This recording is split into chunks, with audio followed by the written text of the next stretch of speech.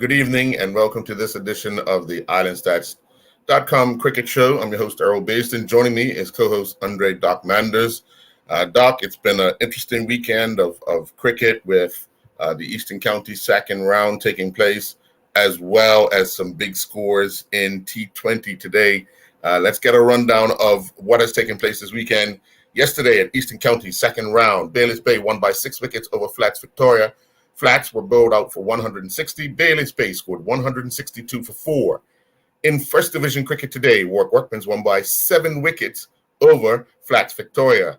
Flats Victoria scored 80 for 7 in their 20 overs, and Warwick Workmen scored 81 for 3. Southampton Rangers won by 17 runs over Somerset Bridge. Southampton Rangers scored 107 for 7 and bowled Somerset Bridge out for 90. Cleveland County won by 25 runs over the Devonshire Recreation Club. Cleveland County scored 130 for 8, and then it restricted Devonshire Recreation Club to 105 for 8. In Premier Division cricket, Somerset Cricket Club won by 8 wickets over the St. David's Cricket Club. St. David's Cricket Club scored 96 for 7 in their 20 overs, and Somerset would score 101 for 2. Bayliss Bay won by 65 runs over Western Stars. Bayliss Bay scored 214 for 3 and then restricted Western Stars to 149 for 9. St. George's Cricket Club won by 183 runs over Willowcutts. St. George's scored 247 for 9 and then bowled Willowcutts out for 64. Well, Doc, the second round of the Eastern County Cup competition took place yesterday at the Seabreeze Oval. The day started, weren't no sea breeze at all. Bayliss Bay won the toss and sent Flats to bat. Clearly, right from the start, Flats were in serious trouble. 1 for 11, 2 for 13, 3 for 19.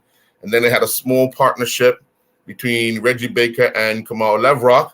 That took them to 59 before Baker got out. And then 5 for 65 when Levrock got out. And people thought it was going to be an early day. But then another good stand between Kofi Robinson and Shane Robinson took them to 90. Keywan Franks and Kofi Robinson. That took them to 90. And then Franks was out. And then Regino Smith was out the very next bowl. They were 7 for 90. And then Kofi Robinson and Shane Robinson put on a good stand, taking them to 117. And then they were 9 for 125 when Nakota Bascom got out. When Nakota Bascom got out. And then Shane Robinson was the last one out at 160, scoring 24. But definitely, Doc, never going to be enough runs for a team like Bayliss Bay. 160 Flats just couldn't get those big partnerships as you're often talking about. Yeah, we were talking about it. They had a few good partnerships in between there, but it never materialized. I think when Kamal got out, that was probably one turning point in the game. And then when Franks and Kofi Robinson was betting, they would start to go down, that partnership. Each partnership they had after a while, eventually just didn't materialize. At least one of those guys was supposed to go through. If one got out, the other one was supposed to say, well, let me, continue on through the innings, but that didn't happen. And then the last wicket, it was like 120 something, and they took it to 160. Mm-hmm. That partnership, I think, was probably one of the better partnerships in the Flats innings. Yeah, And it was. if you look at it, both of them just, I think Nelson Bascom stayed there, and the boy Nelson, yeah, and Shane Robinson, yeah. He just hitting, 160. But at least, they had a total to build at. But like right. I said, I didn't think it was never enough runs for Bayliss, to get line out there, even though there was one quick wicket, and then it was another partnership between Trey and Rutney. Rutney got hurt. And then came back, yeah. And he went off, kind of changed. Yeah. But they lost 2 quick wickets off of that third. I think it was Trey and Del Rey. Yep. And then Yeah. Flex is like, yeah, I got to, but it's one of those things where like Kamal was building some nice, building around. Right. He got you first 3 wickets. I think if you had some help from the other end, probably could. Yeah, that was the biggest problem. He just didn't have that support. Yeah. But it was interesting. I mean, you look at the end, the Steelers again. I mean, we first thought the game was going to be over early, being 65 for 5, but Right. turned out to be a fairly decent game, and it went up to close to 7. So yeah, I was really surprised at Bayless Bay how long they took to build Kyle Hudson. They built him the over before lunch, and then they came back, and he ended up with 4 wickets in the second session to help Bill flats out. Yeah, I think it's one of those things where, like, sometimes you got so much better. If you look at it, it's Bill Kyle, but then you look at it, they could have easily brought back Seco or Walker too. Right, right.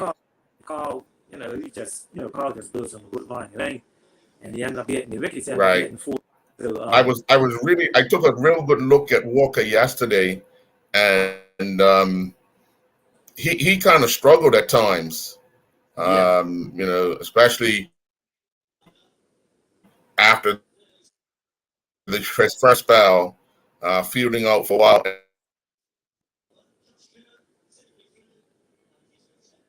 And then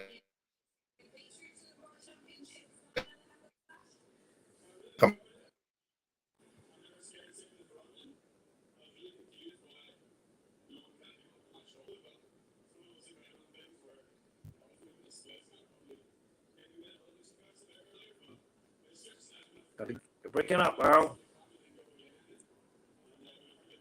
I had to come back.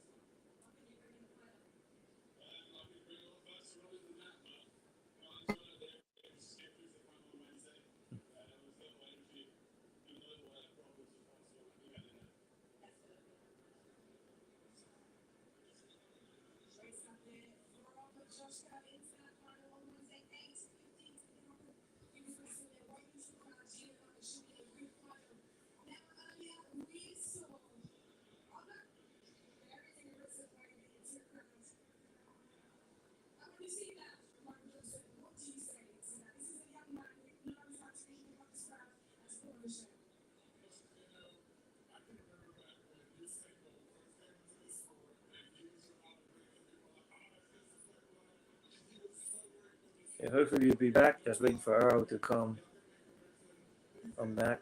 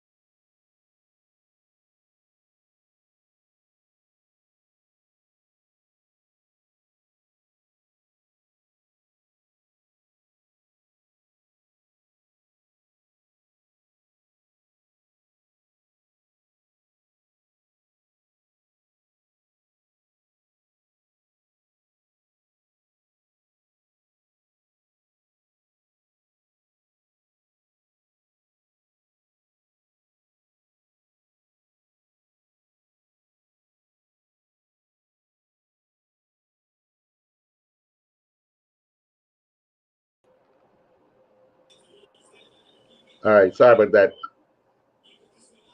You need to come digital, All right. Yeah. Where did we leave off?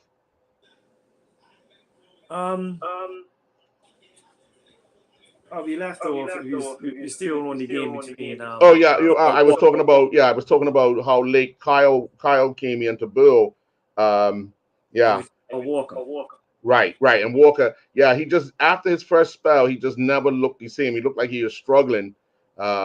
he only built 2 overs after that first spell, and he really looked like he was struggling. With line length and all sorts of just getting the ball in the right spot. So, looks like he's had a long summer. So yeah. And then, I was really wondering who Bailey's Bay was going to open with after Shirai was dropped.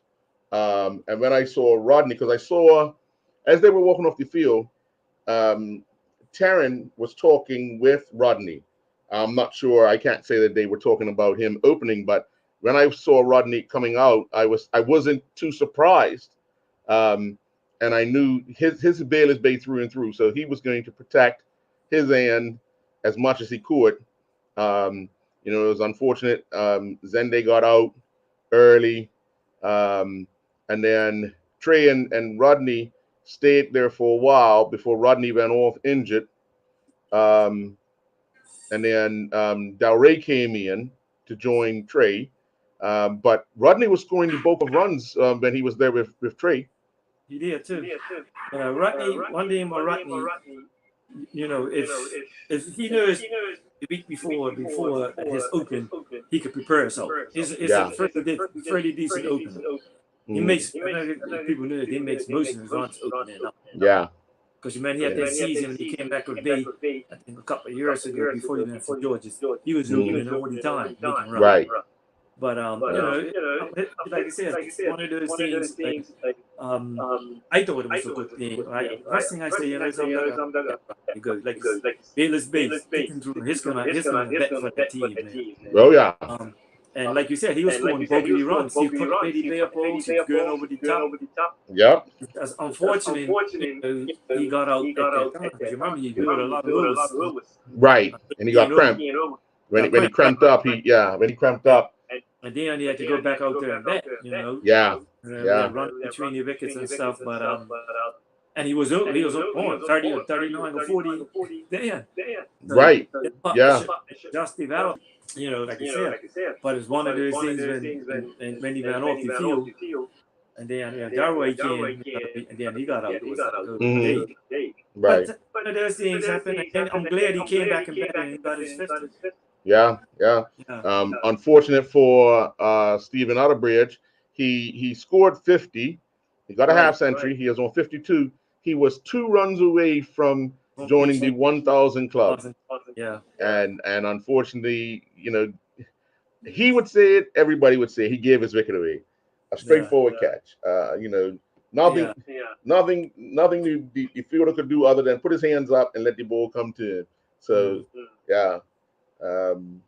In the end, Bayless Bay done what they had to do to defend the title, and now they turned their attention. Well, obviously they turned their attention to cricket today, T20, but I'm pretty sure the talk around that club, Seabreeze, and the talk around Cleveland County is all about that final round, September 2nd, at Seabreeze Oval, because everybody be chomping at the bit for that particular final, sort of a rematch of that Eastern County Cup. So, it was a bumper crowd yesterday, and I'm pretty sure it'd be even bigger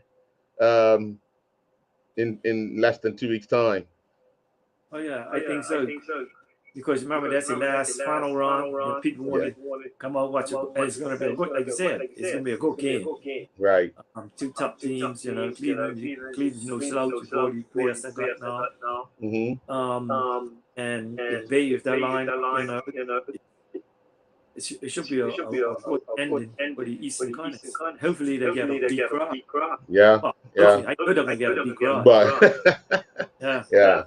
Well, let's take our first commercial break, and when we come back, we'll talk Premier Division T20 action today. We'll be right back.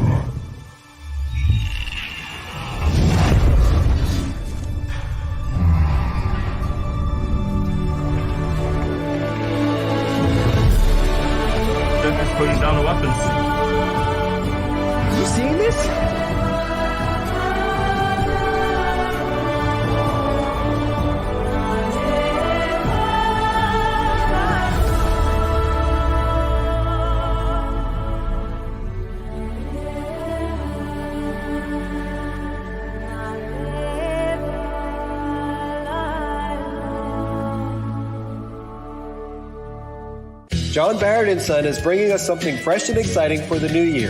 Bai Antioxidant Infusion Beverage. Bai delivers the natural antioxidant benefits of the coffee fruit in glorious combination with a variety of exotic fruit flavors, with only 1 gram of sugar and 10 calories per bottle. The folks at Bai are inviting us on a world tour through these amazing flavors. Brasilia blueberry, Zambia Bing cherry, Costa Rica clementine, Malawi mango, Panama peach, Ipanema pomegranate, Kupang strawberry kiwi, and more. Lindo's, why go anyplace else?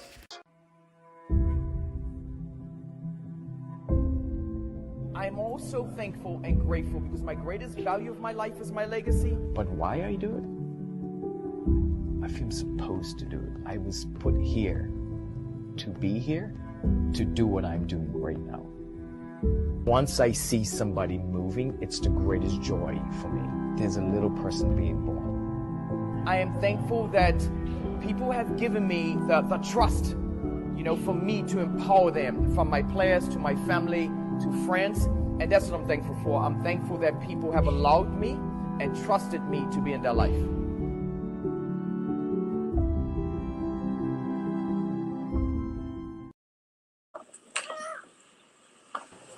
And welcome back. Well, Doc, up at the Somerset Cricket Club, St. David's Cricket Club went down by 8 wickets to Somerset Cricket Club. St. David's could only manage 96 for 7 in their allotted 20 overs, with Somerset scoring that 101 for 2. You only had 4 players in double figures for St. David's. Top scorer was Ricardo Brengman, Jr., not out on 26. Isaiah O'Brien, fresh back from the under-19 tournament, scored 20. Justin Pitcher scored 14. And Sammy Robinson making a guest appearance, was 18 not out. In the bowling department, you had Dominic Sabir taking 3 wickets for 2 runs off of 4 overs that included 3 maidens. Isaiah Richardson, 4 overs, 2 for 20. That 96 for Somerset was never, ever going to be enough for St. David's to hold them off. In reply, Dominic Sabir scored 40 not out, with Somerset scoring that 101 for 2. Kamal Levrock was 20. Amari Eben also was 20 not out, and LJ Richardson was the only other out batsman along with Kamal, out for 15. George O'Brien bowled 4 overs, 1 for 17. Justin Pitcher, 3 overs, 1 for 35. Just St. David's not having a good season with that mixture of young players and the veterans that they have. Yeah, definitely in it. They had to go back to rebuilding and start all over again. It's unfortunate for them. Sometimes you got to start somewhere. I know they've got a lot of good youngsters under playing in Eastern countries. Hopefully they could use something room for the next year. Senior players coming. But yes, I want to say camp title. That's a cricket club, you know what I mean? Cricket and football. So. But they got some good talent on like O'Brien. Isaiah. And of course, there's a few more, you know. Right. Little boy Aaron Pankter. This is what group are. They just got to keep. Right. Definitely. Then let's move up to the Southampton Oval, where Baylis Bay won by 65 runs over Western Stars. Baylis Bay scored 214 for 3. Shirai Tavares was the top scorer, 88 off of 49 bowls. He had 4 fours and 8 sixes. Coolidge Dorn was out for 22. Dowray Rollins was not out on 41 off of 15 bowls, 1 4, 5 sixes. Taryn Frey, 42 off of 19 bowls, 3 fours and 4 sixes. Taryn was in a mood today, clearly. You had Trey Manders taking 2 for 35 off of 3 overs, and the only other wicket taker was Jaden Manders, 3 overs, 1 for 32. But so they played at Rangers, just like similar to Baylis Bay, not a big field, but 214 Doc, what's your strategy going out for Western Stars, who would have needed 10 runs, pretty much 10 runs, 10.5 runs per over? Yeah, that's a tall order, but put on that field, you had to get a good start, and I think they never got a good start. Like you said, how they got a good start. There's like 120, 100 and something without loss, and Stars was missing one or two builders. Seth Campbell was it's one of the strike builders. Right. I think it's missing somebody else, but and with me. From when they played St. George's last week, they got knocked out cheap on 97. I know they was going to respond. Right. So it's one of those things where the Stars will need to get a good start. I think maybe the first in the power play, they need to get 40, 50 runs. And then, that way. But 214 is a lot of runs. Yeah, definitely. And then we look at the Western Stars, and it's, like you said, they didn't get a good start because Jaden was out for 1, Jason Anderson was out for 10, Trey made 47, Kyrie Ferret was out for 15, Brian Hall out for 14, Dante Wellman out for North, Makai Young out for 11, Sion Darrow out for 21, and no one else made double figures. Jamori Manders and Rohan Davis saw the 20 overs out, so they didn't get all billed out. But 149 for 9 in their 20 overs in reply. In the wicket department, Shirai Tavares 3 overs, 2 for 20. Nairobi Carmichael 2 for 14 off of 3 overs. Dowry Rollins 2 for 33 off of 4 overs. Sancho Jackson 2 for 24 off of 4 overs, and Kyle Hutzel took 1 for 27 off of 4 overs. Jordan Burgess was unsuccessful in getting a wicket. He bowled 2 overs. But clearly, yeah, you talk about the start, 1 for 12, 2 for 20, 3 for 44. They had a good 4th wicket partnership between Brian Hall and Trey that took them to 103. But after that, wickets fell regularly because Trey was out with the score still on 103. 105 was the 6th wicket. 133 was the 7th wicket. So yeah, they didn't get that good start that they needed. No. I mean, you're chasing, like you said, chasing a big total out of there. You have to have wickets in hand.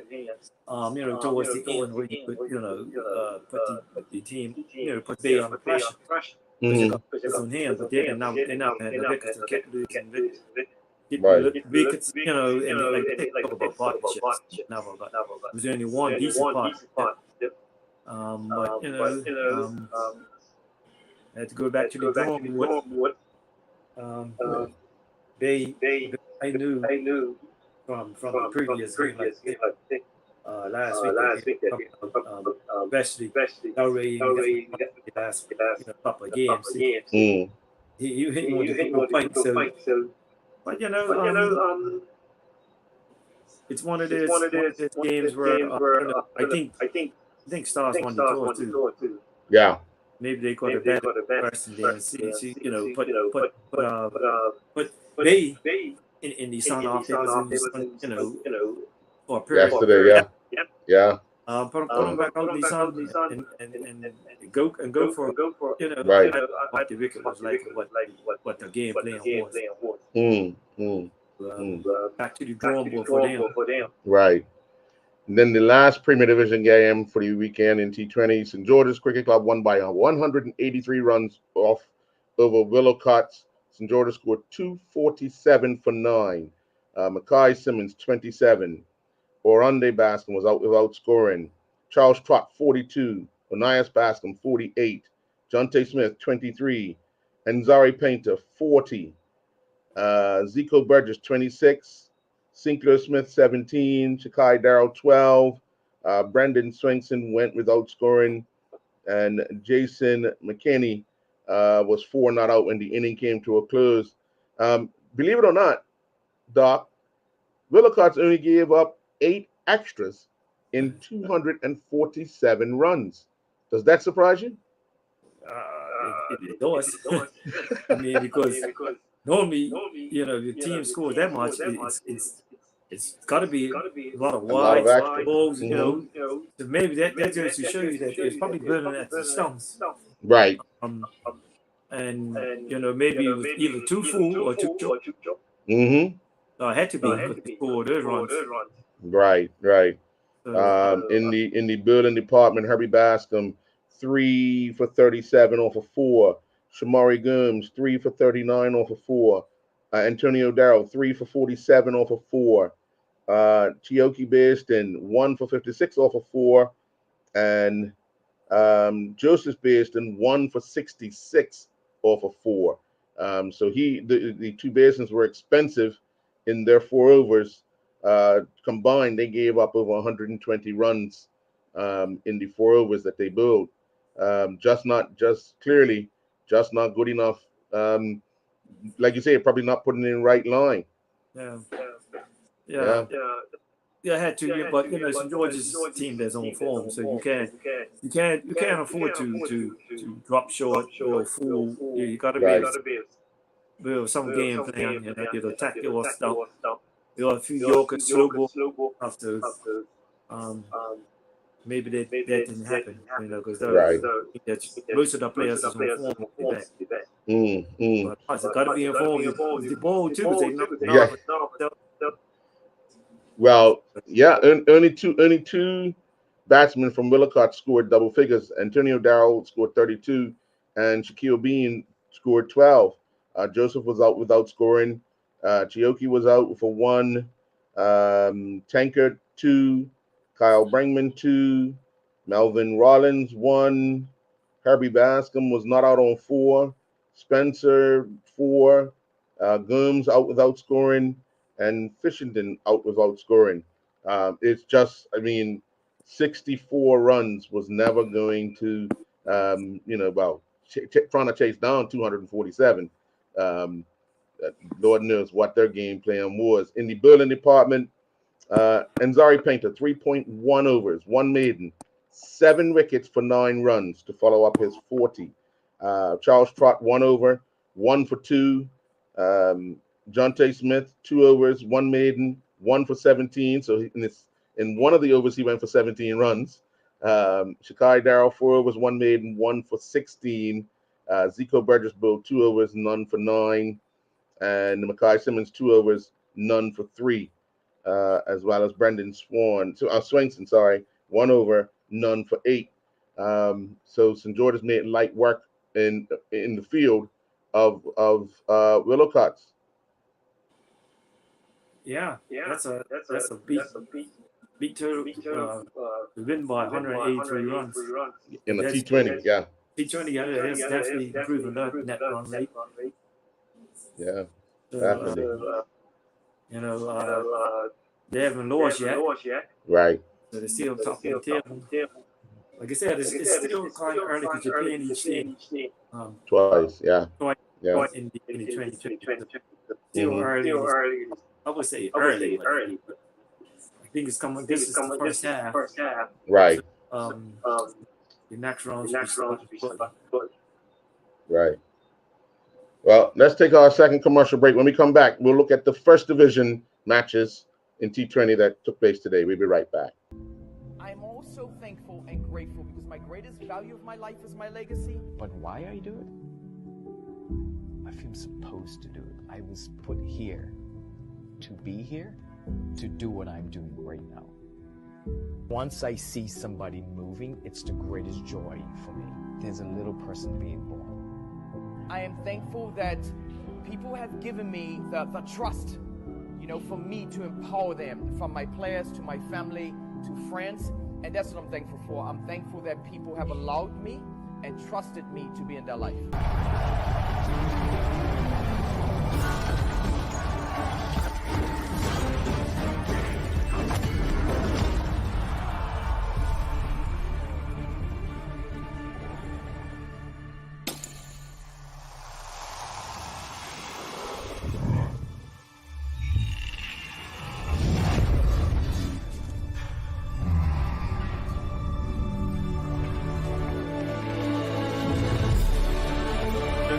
down the weapons. You seeing this?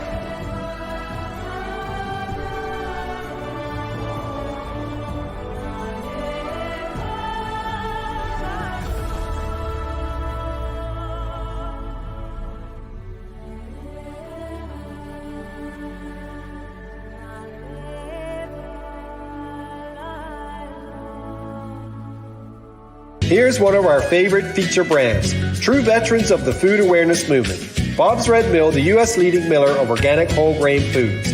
Only whole grains have the entire value developed during growth. And once you try them, you know that this is the way food was intended to be. Try Bob's Red Mill blanched almond, whole wheat pastry, and artisan bread flours, and 1-to-1 gluten-free baking flour, unsweetened shredded coconut, gluten-free homemade wonderful bread mix, and a variety of rolled oats.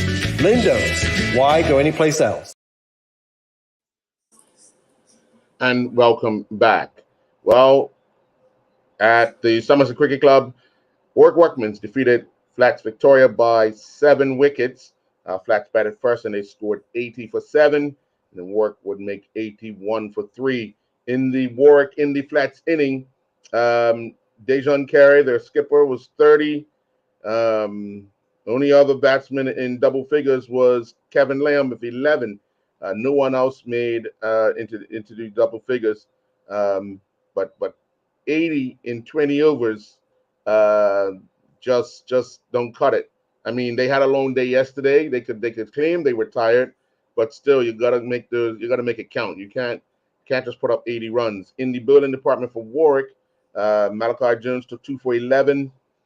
Corey Burgess 1 for 14. Luke Horan 1 for 10. Quasey James 1 for 21, Stephen Dill 1 for 10, and Jamar Stovall 1 for 10. But clearly 80 runs, Doc. Nowhere near what they would have been looking for when the day started. Yeah, definitely. Like you said, it could have been a combination of things. Could have been, from playing yesterday, you spent a long day in the field too. And also, if the players showed up, after Connie sometimes these teams, drop off. So I don't know who was playing for them. Could have been a combination of things, but it's what's bad about it because that's still on your runnings to go up. Yeah. Maybe a second game they lost. Mm-hmm. No, it's equaling it up. I mean, Somerset. Not Somerset. I'm sorry. Warwick. It was Warwick and Somerset. Because Somerset is in the Premier Division. I'm sorry, Cleveland. Cleveland, yes. I'm sorry, Cleveland. It's going to be the team, hasn't lost. Because Right. it was some interesting results in the first division anyway. Right. They only won by 25, and then you had Right. Rangers beating Somerset Bridge. Yeah. So there was some interesting results in the first division. So I think Flats was in second place until this lowest day. So Right. if they want to come up, in the 2020, they need to get these guys back up because, like I said, it's not over yet. Right. So they still got a good chance of going up. Warwick scored their 81 for 3 in 9.5 overs. Malachi 27, Stephen Dill 11, Zuri Tomlinson 18, Quasey James 10 not out, and Corey Burgess 9 not out. It's just the bowling. Jamari Douglas 1 for 17 off of 2. Angus Betts none for 19 off of 3. Regino Smith 1 for 16 off of 2, and Kewan Franks 1.5 overs 1 for 28. Clearly, the Warwick batsman went after Franks just to end the game as a contest. Quasey James only faced 6 balls hitting the 6. Corey Burgess faced 5 balls hitting the 6 for their runs to end it not out. So I guess they wanted to work on that run rate as well. Yeah, I guess most teams are going to start working on their net run rate, run rates. Because it might come down to that. Eventually, it's going to come down that the teams are tied. Right. So you always got to improve or try to keep your run rate high as possible. Mm-hmm. In case that happens. Yeah, definitely. And in the final First Division game, Southampton Rangers won by 16 runs over Somerset Bridge. Southampton Rangers were 107 for 7, and then bowled Somerset Bridge out for 91. In the Rangers era inning, Keyshawn Wilson was not out on 27. Swain Campbell scored 20. Dante Brinkman 10. Dalen Richardson 13. Edward Oldboy 12. But no one else was in double figures for that 107. And in the building department, you had Sean Riley taking 3 for 11 off of 4. Donnie Charles 2 for 18 off of 4. Samir Tavares 2 for 20 off of 4. Noah Woods gave up 26 runs in his 4 overs, and Callan McKinnish gave up 24 in his 4. So 107. Somerset Bridge, following their Western County Cup victory last week, they would have been feeling good about building out a team for 107 and thinking they can get the runs, but they came up well short. They only had 2 batsmen in double figures. Riley scored 38, and Adrian Burrows was 12 not out. It was kind of a disappointing day for Somerset Bridge.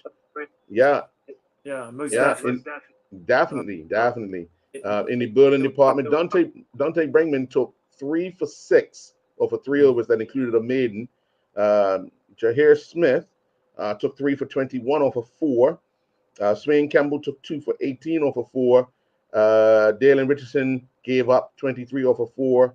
And Wilson gave up 20 off of 3.2. So, yeah, disappointed. Somerset Bridge would be disappointed with how things went today. Yeah, I would think so. Rangers knocked them down for 107.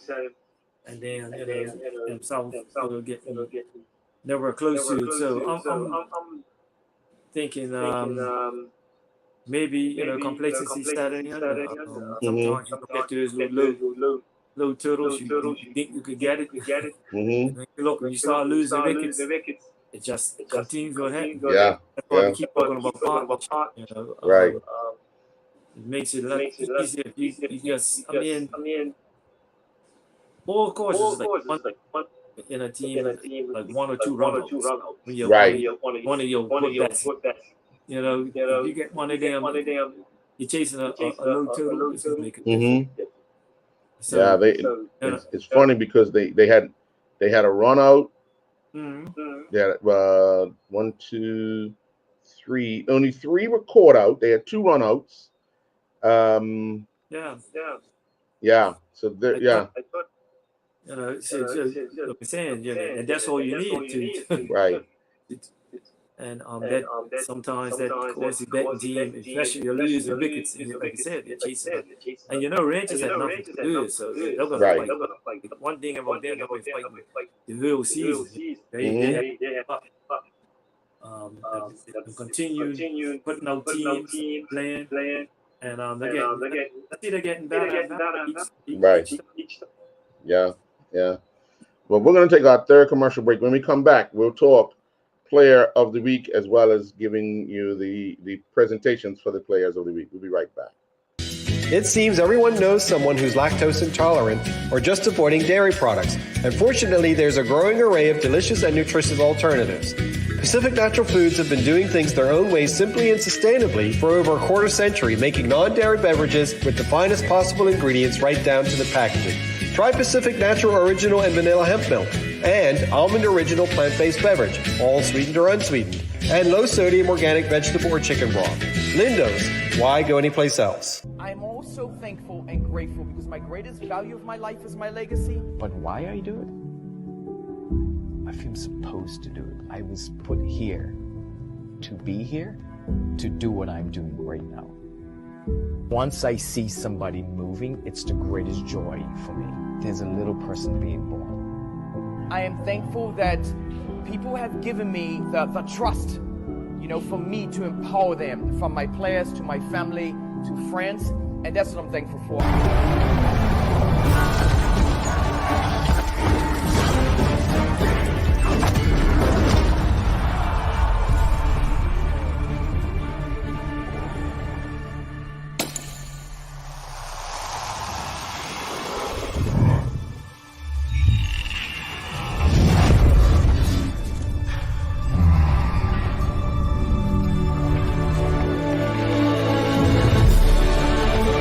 Putting down the weapons. You seeing this?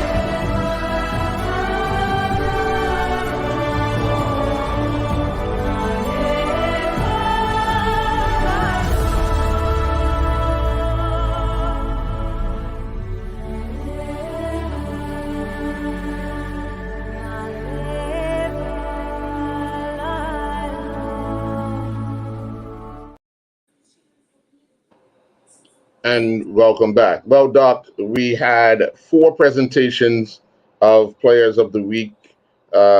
We had to catch up on with Goslings, and we did just that. So these are the presentations. Good afternoon, everyone. My name is Ethan Phillip for Goslings Rum, and I'm here with JJ. He played fantastic. That's why we're giving him this week's bottle of Flora Gold as Player of the Week. Congratulations, JJ. Oh, thanks. Awesome, man. There you go. Thanks. Enjoy, all right? Thanks. Good afternoon, everyone. My name is Ethan Phillip for Goslings Rum, and I'm here with one of the Players of the Week, Brian Hall. He did a fantastic job playing for his team, and we're congratulating him with a bottle of Flora Gold. Congratulations, Brian. Thank you. There you go, man. Okay. Enjoy it. Woo-hoo. Good afternoon, everyone. My name is Ethan Phillip for Goslings Rum, and I'm here with this week's Player of the Week, Nakota Bascom. He did a fantastic job playing for his team, and to congratulate him, we're giving him a bottle of Flora Gold. So there you go, Nakota. Thank you very much. Thank you. Yeah, all right. Congratulations. Keep playing well, man. Thank you. Awesome. Good afternoon, everyone. My name is Ethan Phillip for Goslings Rum, and I'm here with Cup Matches Player of the Week, Dion Stubble. He did a fantastic job for Somerset, and to congratulate him, we're giving him a bottle of Flora Gold. Congratulations, Dion, and congratulations to your team as well. Thank you. All right, enjoy. Thanks. Yeah, those were the Players of the Week leading up the last few weeks, and we had to get them in. So this week, I'm not even going to beat around the bush. Not even going to beat around the bush. I'm going to say the Player of the Week has to be Nzari Painter. 7 wickets for 9 runs and 40 runs in a win for St. George's. I don't know if you have somebody else in mind, but clearly looking at those numbers. You follow my mind, said the same thing. You don't even have to look at it. It's pretty easy this week. Yeah.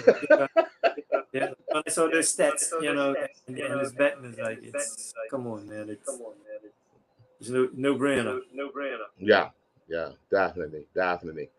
Well, we want to congratulate Nzari Painter on being named the Goslings Player of the Week. Next week, we will have a roundup of the Western County All-Star match, which will feature a team from the Eastern County taking on a team from the Western County. And then, obviously, we're back into T20 on Sunday, and we'll have another full roundup of those matches as well, giving you all the latest. All right, Doc? All right. Okay, thank you very much, folks. Enjoy the rest of your night.